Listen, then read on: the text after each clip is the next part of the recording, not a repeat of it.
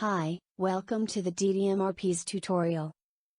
In this tutorial, we will show you how to use one of our add-ons, the DDMRP, as demand driver requirement planning.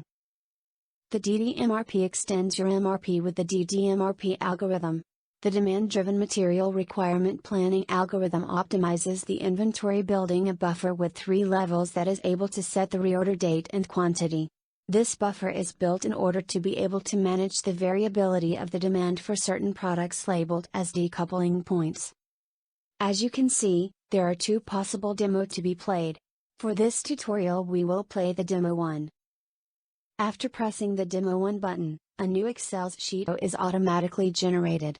In this sheet, in column A, there is an explanation of which data to enter for each columns of the tables. Furthermore, there is the explanation of the Settings and Parameters tabs. Before we started to explain the Inputs and Outputs tables, let's get a quick look at the Settings and Parameters tab. In the Settings tab you have to select cells corresponding to your inputs. In the Log and Params tab there is a section called Warning Log, where it is possible to read the warnings log. If it is empty, computing was successful.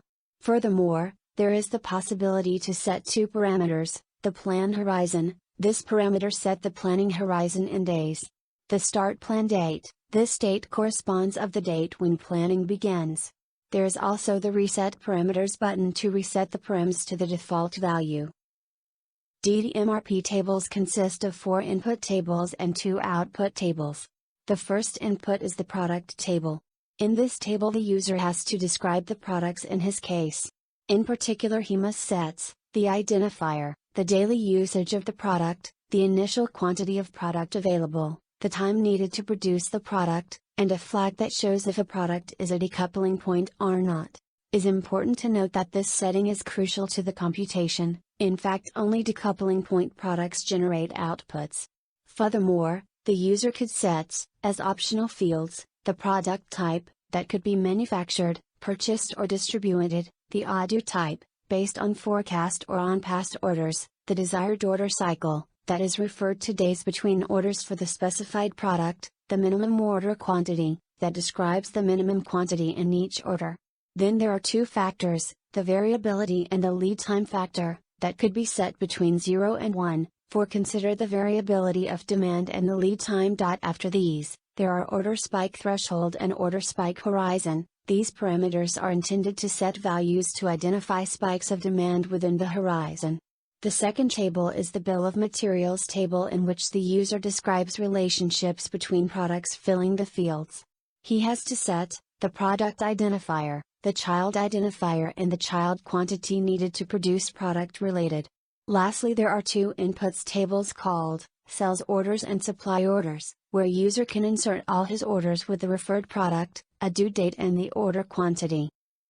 When all the data is entered and after verifying that all columns are set correctly in the Settings tab, the user just needs to press the Plan button, wait a few seconds and see the results printed in the Outputs table. As we said before, the output is divided in 2 tables.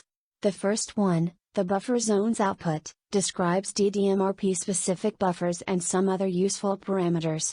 This table is composed by the buffer's product identifier, the buffer's date, 3 values referred to the buffer limit top of green, yellow and red, that are shown as chart background. There are also average parameters like reorder frequency, the number of safe days, that are the days without replenishment, the open orders, the average on hand, and lastly a range between on hand has to stay for a good planning. As you can see, it's generated 1 instance of this output for each computation. In the second table, the flow output, the rows are generated a number of times specified by the plan horizon parameter. As the buffer zones output table, the second outputs table has product ID and the dates, that are shown also as a x-axis in chart, but it as a core the net flow, that is shown with the yellow line in the graph, and on hand, the is shown with the black line in the graph, values that describe the inventory trend for each decoupling point product. Moreover, it has an order recommendation that describes replenishment orders proposed. Thanks for watching this video, and remember to visit our website i4excel.com, to stay updated on all our add-ons and to contact us.